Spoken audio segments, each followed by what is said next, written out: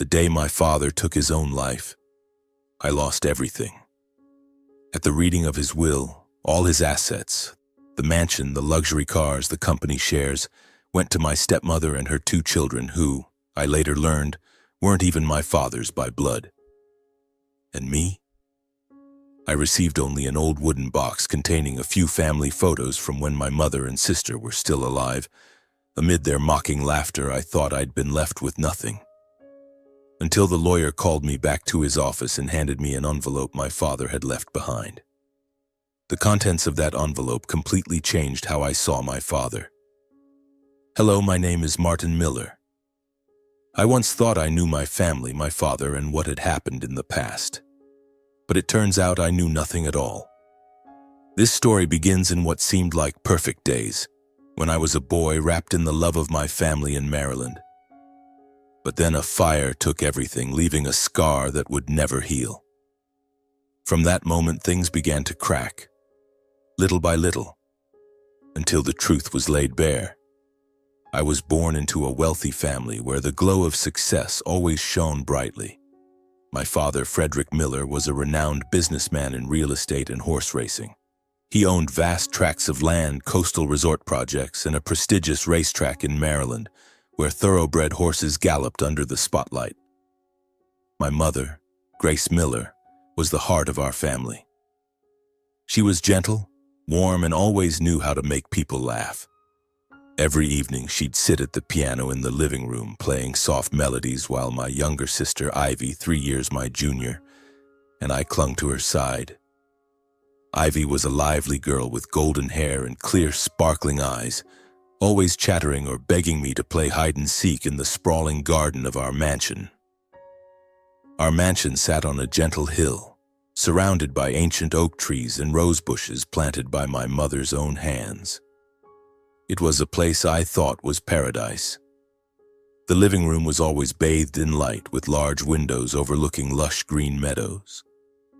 Every weekend, my father would take us on picnics by the lake, or we'd gather around the fireplace, listening to him recount his bold business deals. He was a strong, energetic man, but his gaze toward my mother, Ivy, and me was always tender. I still remember how he'd hoist Ivy onto his shoulders, pretending to be a horse for her to ride, while my mother stood nearby giggling. Back then, I thought life would stay that way forever, a perfect picture where love and prosperity intertwined. I was a carefree 12-year-old, running through the garden, dreaming of the day I'd work alongside my father, taking over the empire he'd built. But then a fateful day changed everything. It was an early May morning, with spring flowers still lingering along the paths around the mansion. My father had to fly to Kentucky for the Kentucky Derby, the most prestigious horse race in America, where businessmen and the elite gathered not just to watch the races, but to negotiate billion-dollar deals. Before he left, he kissed Ivy and me on the forehead, promising to bring back a small medal as a souvenir. "Take care of the house, Martin," he said, ruffling my hair.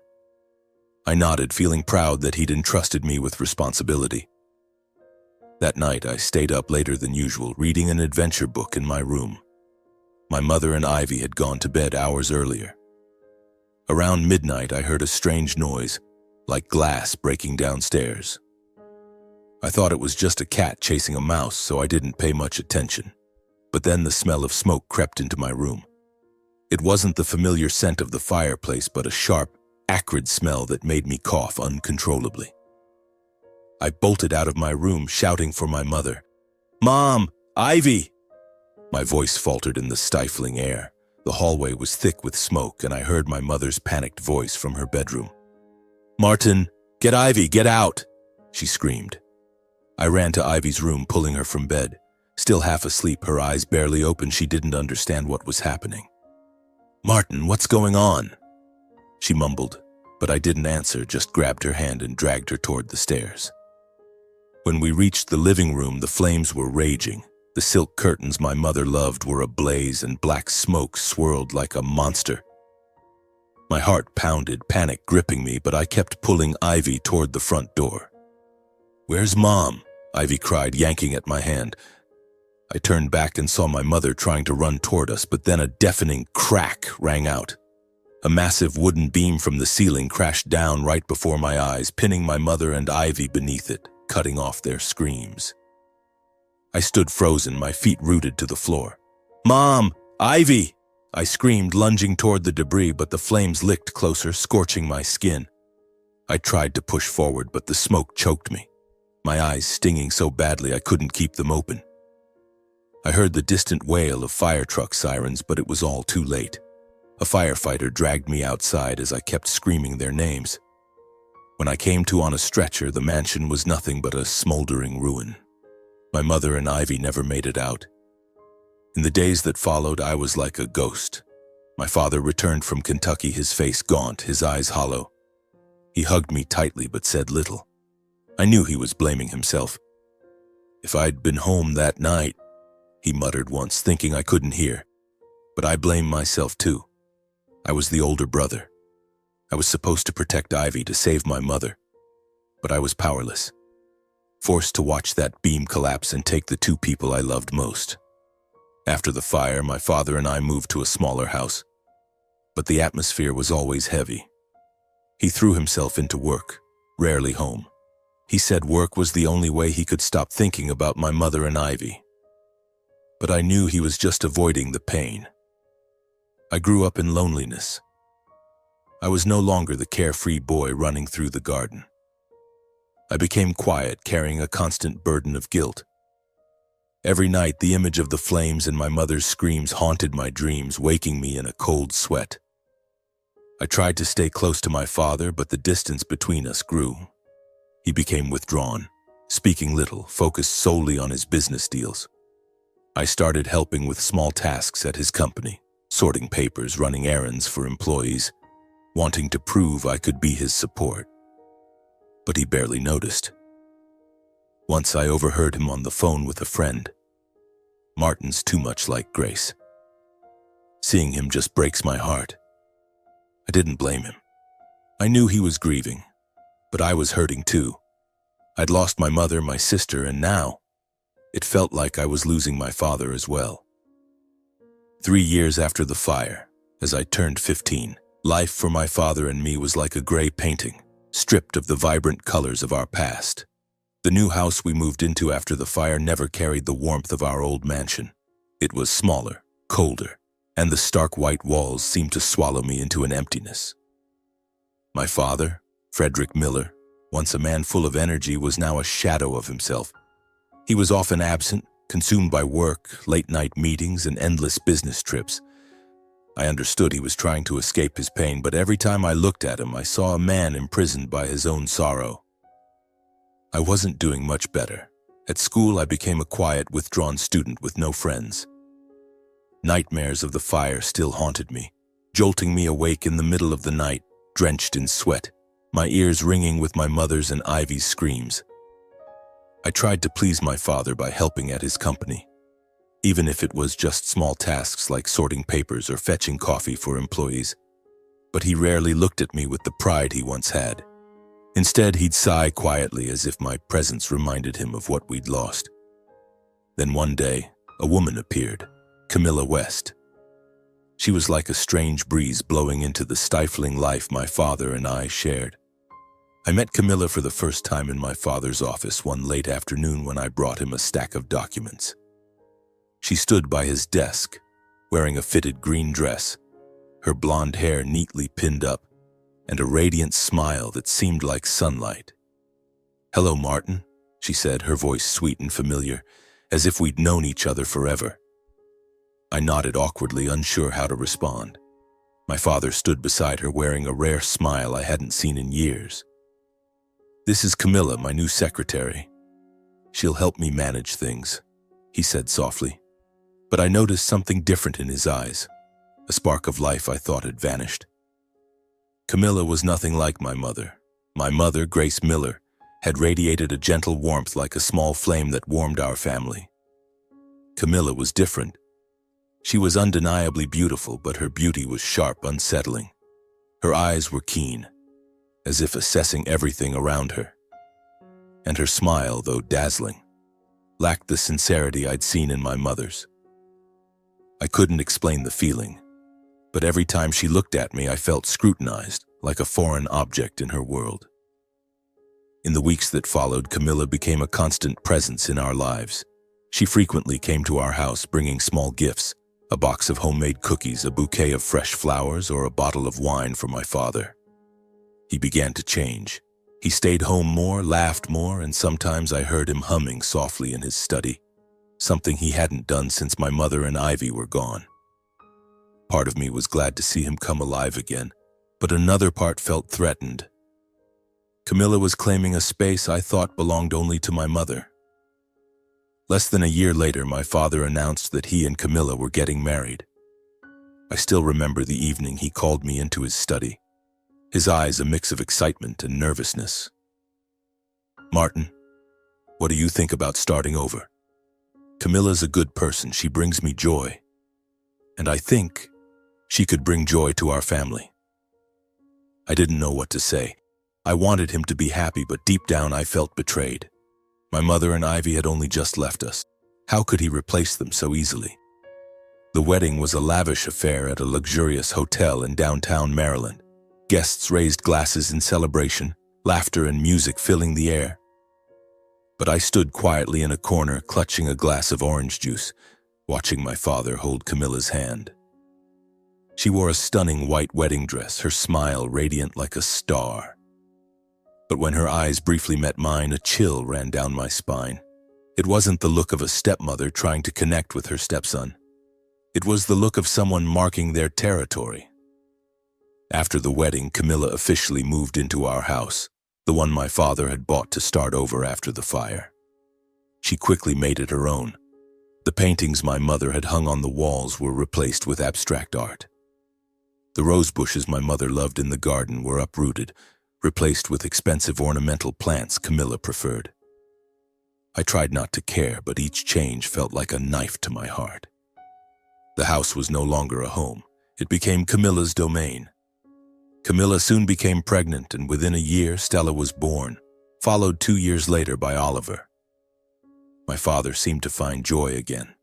He'd cradle Stella, sing lullabies to her, and play with Oliver in the new garden. I watched him, both happy and hurt. I was glad he'd found light in his life again, but I was pained that it no longer included me. I felt like an outsider in this new family, a faint shadow amid the laughter of Camilla, Stella, and Oliver. Camilla never treated me poorly, but she didn't try to get close either. She maintained a polite distance as if I were an uninvited guest. She called me Martin instead of son, and our conversations were limited to superficial questions. "How's school?" Or, "Have you eaten dinner?" I tried to respond politely, but every conversation with her felt like a wall was rising between us. I started noticing strange things about Camilla. Once I overheard her talking on the phone in the living room, her voice low and secretive. "No, he doesn't know anything. Don't worry, everything's still on track," she said, then quickly hung up when she saw me enter. She smiled as if nothing had happened, but her eyes betrayed a flicker of panic. Another time, she flinched when I opened the door to my father's study, as if she was doing something she didn't want discovered. I didn't tell my father, not wanting to upset him, but deep down, I knew something was wrong. Camilla was hiding a secret, and I feared it would destroy everything. As time passed, I tried to adapt to this new life. I focused on school, trying to make my father proud with my grades. I still helped at his company, though only with small tasks. But every time I saw him playing with Stella and Oliver, a void grew in my heart.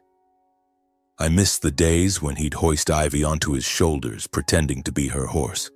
I missed the evenings when my mother played the piano, and he'd sit beside her, gazing at her with love. Now those were just memories, overshadowed by Camilla and her children. I began to wonder if I truly belonged in this family anymore. My father seemed to have found new happiness, but that happiness didn't include me. Camilla, with her perfect smile and sharp eyes, was slowly taking everything. The house, my father, and even my future. I didn't know what she was hiding, but my instincts told me she wasn't as simple as she appeared. Another storm was coming, and this time I wasn't sure I had the strength to face it. I started keeping a small notebook hidden under my bed where I recorded the odd details about Camilla. Her secret phone calls, her startled reactions, her furtive glances. I didn't know where they would lead, but I felt compelled to do something. I couldn't let my family, or what was left of it, fall into the hands of someone I didn't trust. 16 years have passed since that fateful fire. Now at 28, I am a grown man, having just completed my MBA at Columbia Business School, one of the most prestigious business schools in the country. In the years away from home, I worked to build a stronger version of myself, no longer the helpless boy who watched flames take his mother and sister. I learned to control my emotions, to analyze and confront challenges. But deep down, the scar of the past still smoldered, and every time I thought of my father or the house that was once my paradise, my heart ached. I decided to return to Maryland, not just to reunite with my father, but to contribute to the business empire he had built. In my mind, Miller Enterprises, my father's company, was still a symbol of success, with its glamorous real estate projects and prestigious racetrack. I imagined walking into his office, seeing him there, as strong and commanding as ever, ready to pass down invaluable business lessons. But reality was far harsher than I had imagined. When I set foot back in Maryland, the first thing that struck me was the listless atmosphere enveloping the company. The main office of Miller Enterprises, once a vibrant hub of lively meetings and major deals, was now eerily quiet. Employees moved sluggishly, their eyes lacking passion. I overheard whispers about the coastal resort project, my father's pride, being stalled due to lack of funds. The press had begun publishing sensational headlines. Miller Empire loses its shine. Frederick Miller faces bankruptcy risk. I read those articles on my flight home, each word like a dagger to my pride. When I entered my father's office, I hoped to see him with his familiar smile and confident gaze. Instead, I found a tired man, his hair streaked with gray, hunched over a desk buried in papers. He looked up as I walked in, and for a moment his eyes lit up. "Martin, you're back," he said, his voice hoarse. He stood and hugged me, but the embrace lacked the strength of years past. I felt a frailty in his arms, as if he were hiding an immense burden. "Dad, what's going on?" I asked, unable to suppress my worry. He shook his head, offering a faint smile. "Just a rough patch, son. The company will pull through." But I knew he was hiding something. His eyes avoided mine, and his hands trembled slightly as he held his coffee mug. Returning to the new mansion, now Camilla's domain, I felt like a stranger. The house was still grand, with pristine white walls and luxurious furnishings, but it lacked the warmth of our old family home. Stella, now 12, was a pretty but haughty girl, always clinging to her mother and eyeing me warily. Oliver, 10, was mischievous and loud, but rarely spoke to me. Camilla greeted me with her usual perfect smile, but I sensed the falseness in her voice. "Martin, welcome home," she said, but the word home sounded alien coming from her. In the days that followed, I realized this was no longer a family. Tensions between my father and Camilla erupted frequently, though they tried to hide it from me. I overheard their arguments at night when they thought I was asleep. "Frederick, you can't keep going like this," Camilla snapped, her voice sharp. "What more do you want, Camilla?"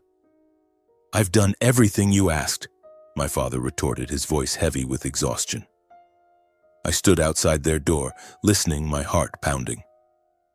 I wanted to knock, to demand answers, but every time I tried, I'd find my father alone in his study, a bottle of whiskey on the desk, his eyes vacant. Once he looked at me as if he wanted to say something, but then shook his head and turned away. I began watching Camilla closely. The suspicions from my teenage years resurfaced, stronger than ever. She still took secretive phone calls, often late at night when the house was asleep. One night I saw her on the balcony whispering into her phone, her voice laced with worry. "He's starting to suspect. I need more time," she said, hanging up quickly when she heard my footsteps. I pretended not to notice, but I knew she was hiding something significant. Then I noticed Anthony Blake, my father's right-hand man at the company. Anthony was a tall, handsome man with a charming smile and a confident demeanor. He was always by my father's side during meetings, but I sensed an unusual connection between him and Camilla. They exchanged furtive glances and subtle, meaningful touches that seemed anything but innocent. Once I caught them standing too close in my father's office when he wasn't there.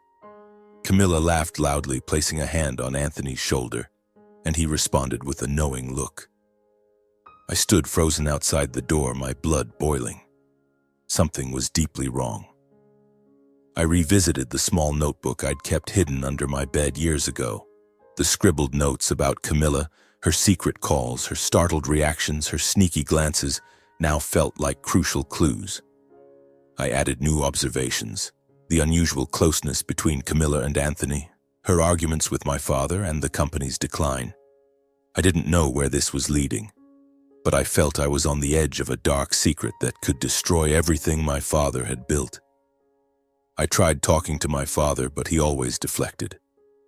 One evening, when I found him alone in his study, the whiskey bottle half empty, I confronted him.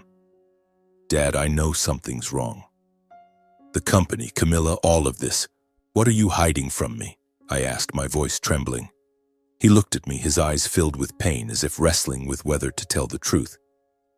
But then he sighed, stood, and placed a hand on my shoulder. "Martin, just focus on doing your job. Don't worry about me. Everything will be fine." But I knew he was lying. He was hiding a burden he didn't want me to carry. In the days that followed, I quietly dug deeper into the company's affairs. I secretly reviewed financial reports and emails left on my father's computer. The numbers were staggering. The company was drowning in millions of dollars in debt, major projects were stalled, and partners were pulling out one by one. I couldn't fathom how my father's empire, once a symbol of success, had crumbled so far. But what chilled me to the core was a hidden folder my father had carefully saved. It contained emails between Anthony Blake and anonymous partners discussing offshore money transfers. Was Anthony hiding something from my father? And Camilla? Was she behind it all? I felt like I was standing at the edge of a cliff, unsure of what lay ahead. But one thing was clear.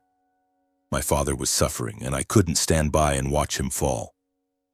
I began planning to monitor Camilla and Anthony more closely, noting every detail, every overheard conversation. I didn't know what I'd uncover, but I couldn't stop. I owed it to my father, my mother, Ivy, and myself to find the truth. Each night I lay in bed, staring at the ceiling, feeling the darkness envelop me. I thought of my mother's gentle smile, Ivy's golden hair. I thought of my father, once my rock, now drowning in pain and secrets. And I thought of Camilla, her perfect smile hiding a secret I couldn't yet reach. I knew I was stepping into a battle, but I had no choice. I had to protect what was left of my family, no matter the cost. In the following days, I tried my best to get close to my father, hoping to make him open up. I frequently visited his office, sat beside him, and asked about the company, about the plans he used to enthusiastically share when I was a child. But father only responded with short answers, his eyes always fixed on the pile of papers in front of him, as if they were his only refuge. "Martin, focus on your own future," he said, his voice low and weary. "Don't worry about these things." But I couldn't help but worry. I saw him growing increasingly haggard, his once broad shoulders now hunched as if carrying a burden that couldn't be shared. I wanted to confront Camilla, to ask her directly what she was doing behind my father's back, but I knew I didn't have enough evidence yet. Confronting her now would only make everything worse. I needed to be patient, to wait for the moment when she slipped up. But time seemed not to be on my side. My father's company was spiraling downward, with the press relentlessly reporting on the debts and failed projects. I saw him drinking more, staying up all night more often, sitting in the darkness with empty eyes. Then one morning, my world collapsed once again. I was in the office reviewing some financial reports that I had secretly taken from my father's computer when the phone rang. It was the voice of an employee, trembling and panicked. "Martin, you have to come right away. Mr. Frederick, he's—" She didn't finish the sentence, but her choked voice was enough to make my heart clench. I rushed out of the office, jumped into the car, and sped toward the company's headquarters. When I arrived, police cars and ambulances were parked all around the building. A crowd of employees gathered, whispering to each other, their eyes filled with fear. I ran inside, pushing through the people blocking the way, and saw my father lying motionless on the office floor. A police officer was taking notes while a paramedic stood nearby, shaking his head. "Suicide," I heard someone say coldly. "He took too many sleeping pills." I stood frozen, unable to believe my ears. My father, the man who had been a symbol of strength, couldn't have done that. He couldn't leave me like this. I knelt down beside him, grasping his cold hand. "Dad, please don't." I whispered, tears streaming out, but he didn't respond. His eyes, now tightly closed, held no light at all. I felt the entire world crumbling beneath my feet. I had lost my mother, lost Ivy, and now I had lost my father, the last person I thought would always be by my side. News of my father's death spread like wildfire. Major newspapers published headlines in unison. "Prominent businessman Frederick Miller commits suicide in office. The Miller empire collapses." Those headlines cut into my heart like knives. They wrote about him as if he were just a number, a symbol of failure, without mentioning the man who had loved his family, who had sacrificed everything to build a legacy. I read those articles, my hands shaking with anger and pain, but I could do nothing to change them. My father's funeral took place in a cold atmosphere. I stood by the coffin, looking at his face, now strangely serene. Camilla stood a few steps away from me, wearing an elegant black dress, her face devoid of emotion. Stella and Oliver stood beside her, silent, but I saw no tears on their faces. I wanted to scream, to ask Camilla why she could remain so composed, but I held back. I didn't want to cause a scene on the last day of my father's life. My father's friends and business partners attended, but I sensed the distance in their eyes. They looked at me with pity, but no one stayed for long. I stood there alone, feeling as if the entire world had turned its back on me. As my father's coffin was lowered, I clenched my fists, trying not to break down. I silently promised him, "I'll find out the truth, Dad. I won't let it end like this." In the days following the funeral, I lived like a shadow.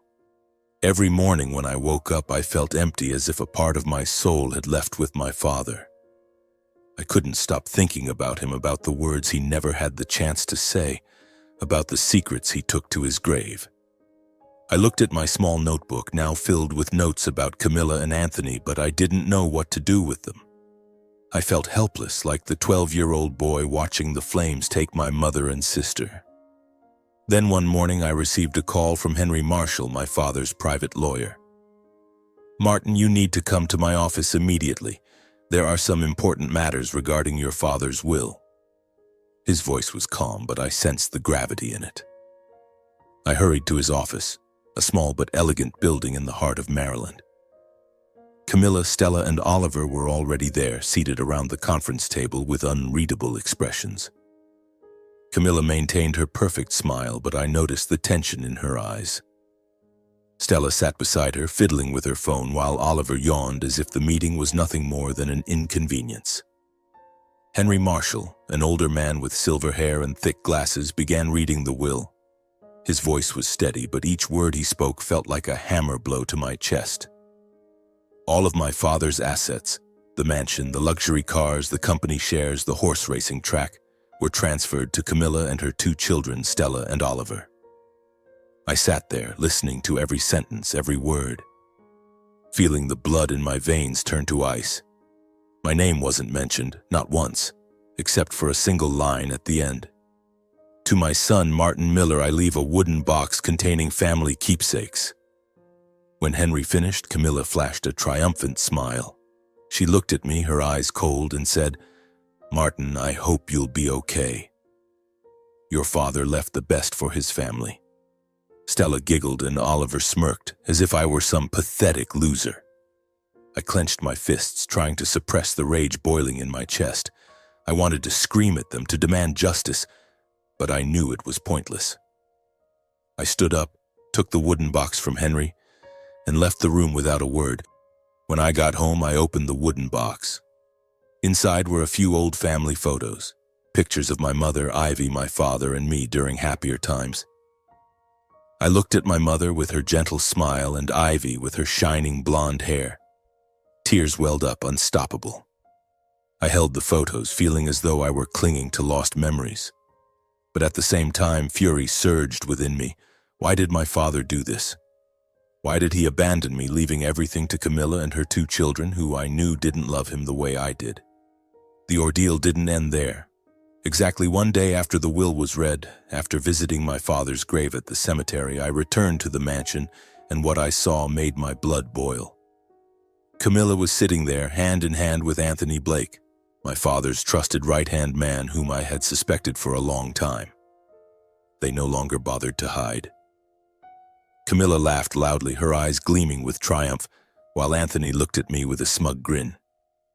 Camilla stood up and walked toward me, her high heels clicking on the wooden floor.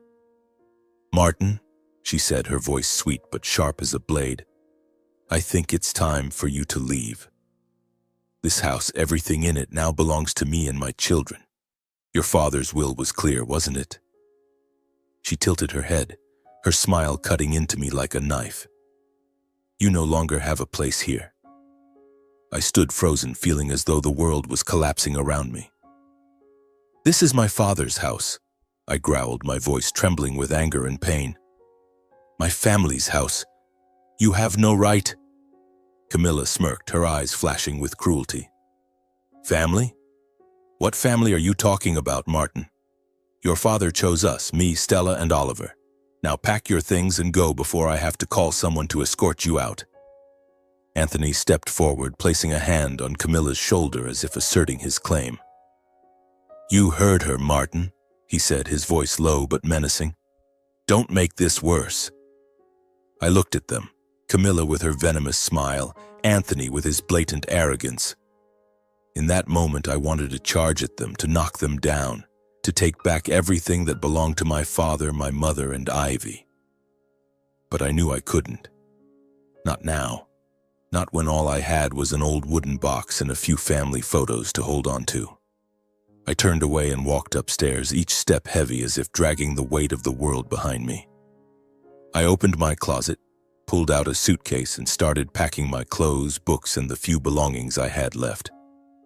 The wooden box I held tightly as if it were the only thing keeping me from falling apart. As I dragged the suitcase down the stairs, Camilla and Anthony were still there, laughing and talking as if I didn't exist. I overheard Camilla whispering to Anthony, "Now everything is ours, my love. No one stands in our way anymore." Her words were like a final dagger tearing through my heart. I paused, looking at them one last time, my eyes burning with hatred. "You'll pay for this," I said, my voice low but sharp. Camilla merely scoffed, waving her hand as if shooing away a fly. "Get out, Martin. Don't ruin my mood." I walked out of the house, dragging my suitcase along the gravel path leading to the gate. The cold wind blew, carrying dried leaves with it, as if bidding farewell to the place that was once my home. I turned back to look at the mansion, now nothing more than an empty shell, seized by a woman whose true malicious nature had been revealed. I gripped the wooden box tightly, feeling its weight in my hands, and vowed to myself, "Dad, I won't let them win. I'll make them pay for betraying you." In the days that followed, I lived like a purposeless wanderer.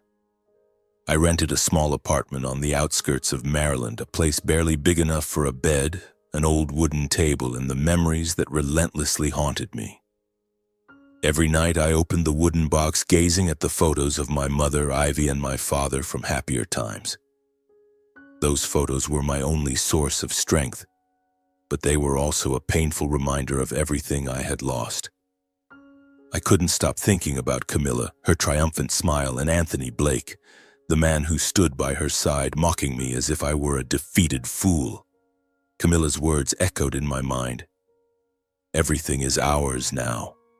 I clenched my fists, my nails digging into my palms, vowing to myself that I wouldn't let them revel in their victory for long. An opportunity came to me quickly just about a week after I was kicked out of the mansion. I received a call from Henry Marshall, the lawyer who had read my father's will. His voice over the phone was as calm as it had been during the will reading, but I sensed urgency in it. "Martin, you need to come to my office immediately. There are important matters I need to discuss with you privately." My heart raced. Henry was the person my father trusted most, the one who had been by his side through countless business deals, big and small. If he wanted to meet me alone, it couldn't be something trivial. I arrived at Henry's office on a rainy afternoon. The office was just as I remembered, with wooden bookshelves packed with documents and the faint smell of old paper in the air.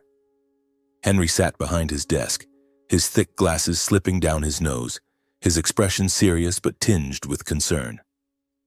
In front of him was a large brown envelope and a neatly stamped stack of documents.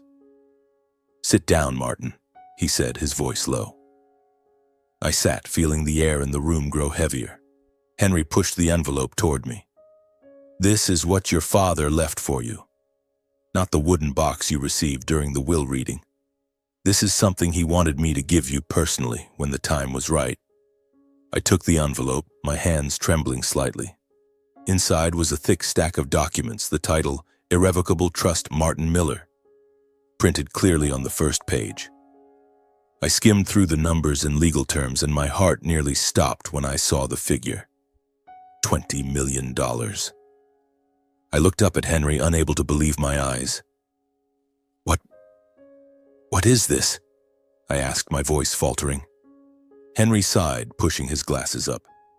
"This is a trust fund your father set up years ago, Martin. He established it long before to ensure you had a safety net no matter what happened. He knew life isn't always fair, and he wanted you to be secure." He paused, studying me as if weighing something, then handed me another smaller envelope, carefully sealed. "And this is your father's final letter. He asked me to give it to you only when you were ready." I took the letter, feeling its weight in my hands. The red wax seal with my father's initial F made my throat tighten. I wanted to open it immediately, but I was afraid that its contents would bring me more pain. Henry placed a hand on my shoulder, his voice softer. "Read it, Martin. Your father wanted you to know the truth." Back at my rented apartment, I sat on the creaky bed, the dim yellow light casting shadows on the letter in my hands. I took a deep breath, broke the seal, and began to read. My father's words, written in black ink, trembled as if he had penned them in a state of turmoil.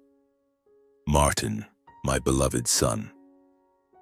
If you're reading this, I'm likely no longer there to speak to you directly. I'm sorry for leaving you to face everything alone. I tried, but there are mistakes I couldn't fix and burdens I couldn't share. This trust fund was something I prepared years ago after that horrific fire. I knew life is full of risks, and I wanted you to have a path forward no matter what happened. That money is yours, Martin. No one can touch it, not even Camilla. I must confess a painful truth. I discovered that Camilla is not the person I thought she was. She's been unfaithful with Anthony Blake and Stella and Oliver. They are not my children. I've known this for a long time, but I lacked the courage to confront it. I was afraid that exposing it would destroy everything I'd built, and you would see me as a failed father. The company has been spiraling, Martin. Mounting debts, failed projects, and betrayals from those I trusted have left me hopeless. I didn't have the strength to go on. But you're different, Martin. You're stronger than I ever was, and I believe you'll find a way to protect our family's legacy.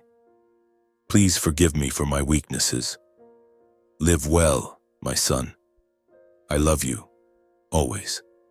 Your father, Frederick Miller." I finished reading, tears streaming down my cheeks, soaking the paper. I was devastated and shocked, but at the same time, a major piece of the chaotic puzzle of my life fell into place. My father hadn't abandoned me. He had known everything, About Camilla, about Anthony, about their betrayal. He had quietly prepared a path for me even when he couldn't save himself.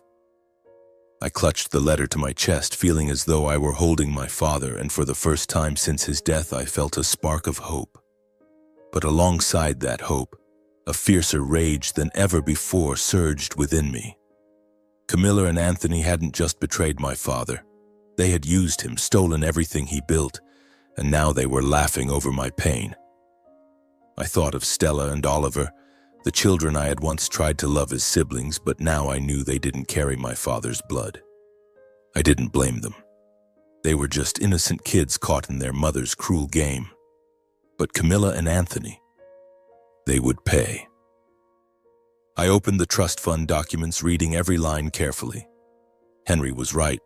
The money was protected by airtight legal clauses, untouchable even by Camilla. This was my father's final gift, the weapon he left me to fight with.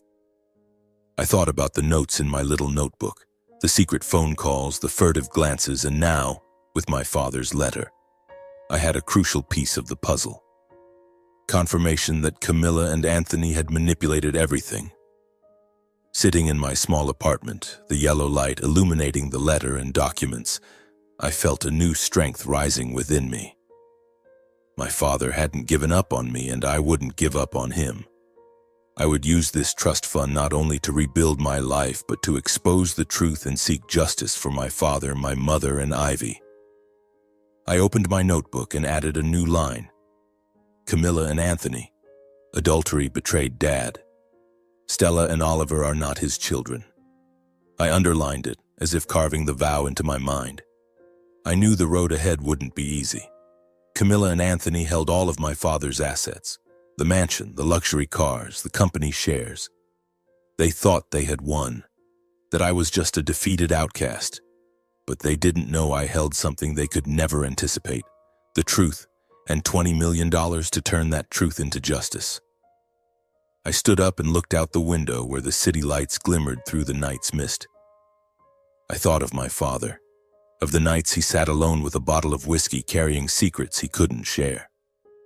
"I'll do it, Dad," I whispered. "I'll make them pay." I began following the news about my father's company. The press relentlessly reported on the collapse of Miller Enterprises. Sensational headlines like "The Miller Empire Teeters" or "Frederick Miller, from Pinnacle to Abyss" dominated the newspapers.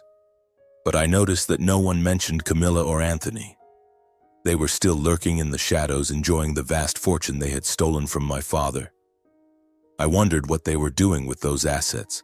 The mansion, the luxury cars, the company shares, the horse racing track. I knew Camilla wasn't the type to sit back and simply enjoy her spoils.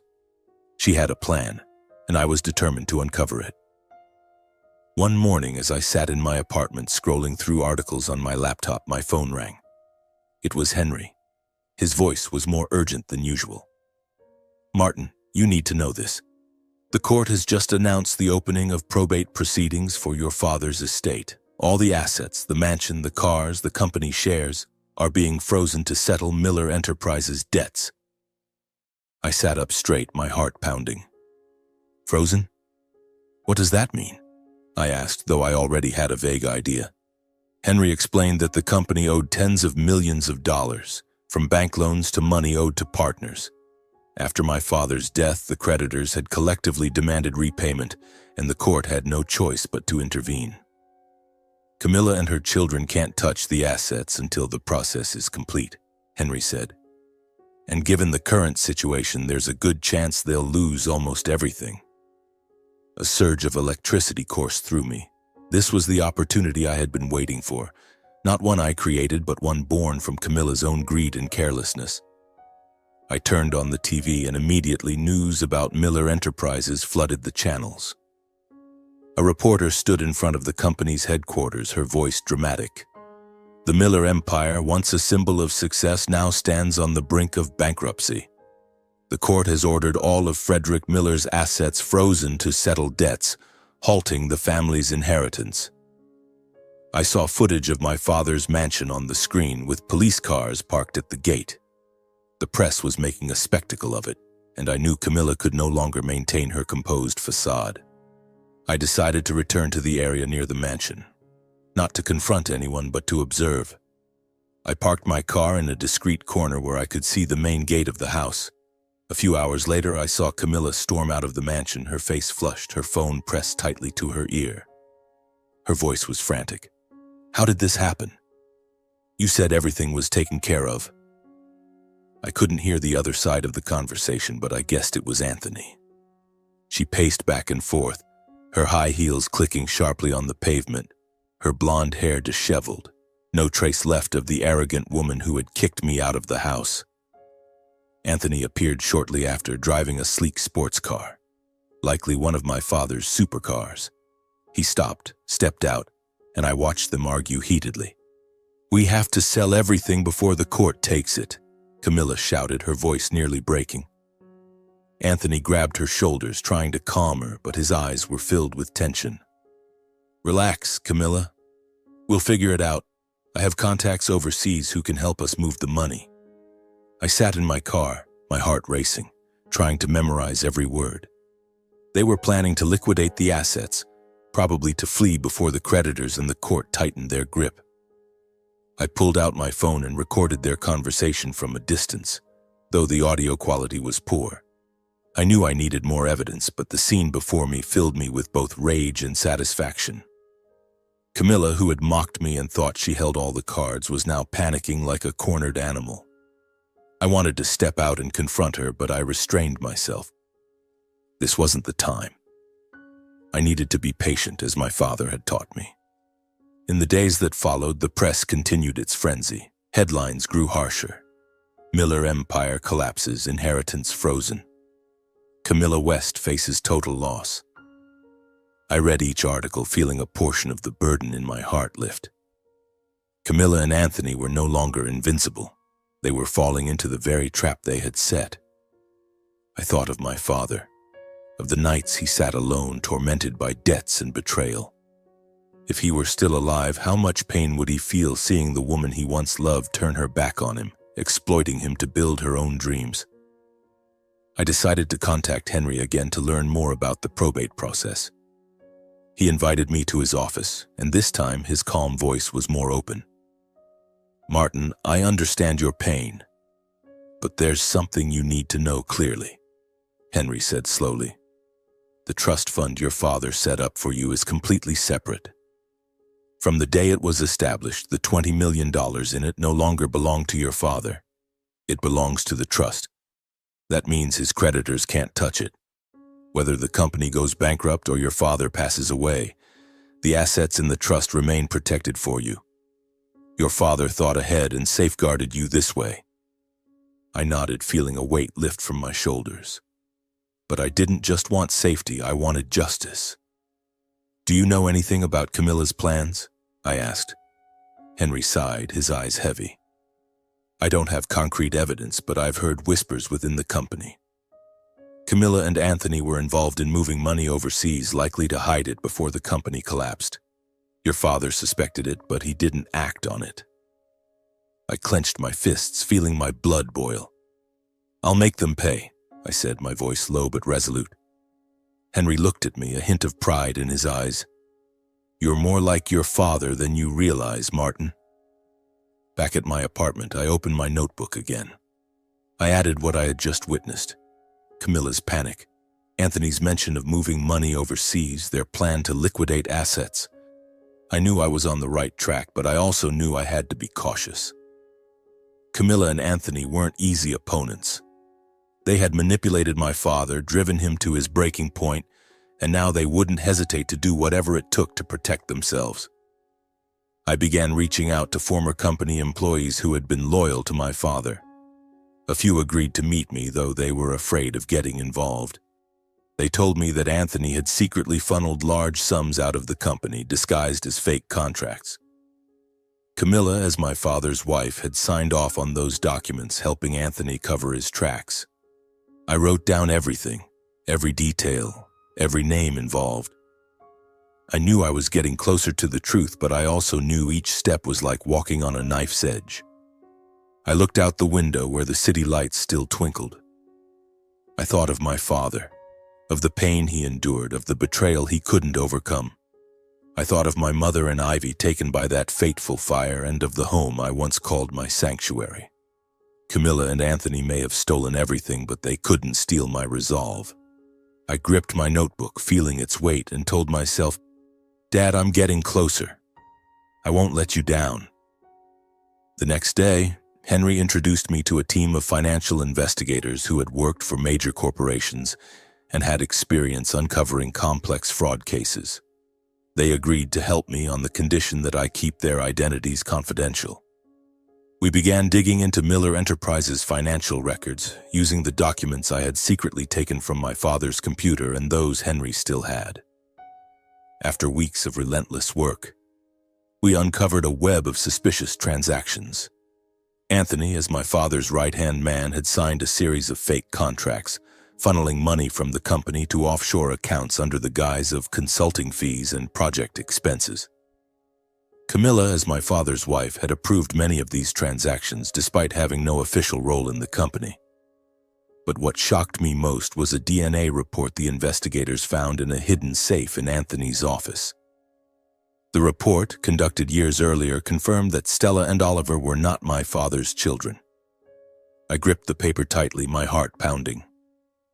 This was the evidence I needed, not only to prove Camilla's betrayal, but also to expose the lie she had constructed to seize my father's fortune.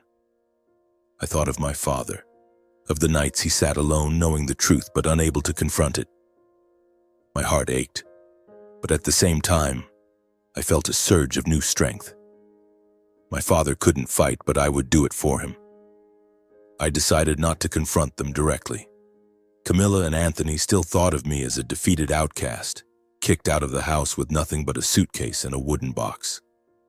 I wanted them to keep thinking that, to bask in their false sense of victory. Instead of facing them head-on, I chose to let justice speak through channels they wouldn't expect, the media and the company's major creditors. I contacted a renowned investigative journalist, Ellen Harper, who had written incisive articles about financial scandals. I met her in a small cafe in downtown Maryland, bringing copies of the documents the investigators had gathered. I told her my father's story, about Camilla and Anthony's betrayal, the fraudulent transactions, and the DNA report. Ellen listened, her eyes lighting up with excitement. "This is a big story, Martin," she said. "But are you sure you want to go public? It'll shake not just Camilla, but your family's reputation." I nodded, my voice firm. "I want the truth to come out. My father deserves justice." Ellen agreed, and just a few days later, the first article appeared in the Maryland Tribune. Scandal at Miller Enterprises, Frederick Miller's widow suspected of infidelity and financial fraud. The article cited the documents detailing suspicious transactions and the illicit relationship between Camilla and Anthony. It was like a bomb, sending shockwaves through public opinion. The company's major creditors, already frustrated by unpaid debts, began applying even more pressure on Camilla. They filed lawsuits demanding a thorough investigation into the management of Miller Enterprises' assets. Meanwhile, I stayed in the shadows as an observer.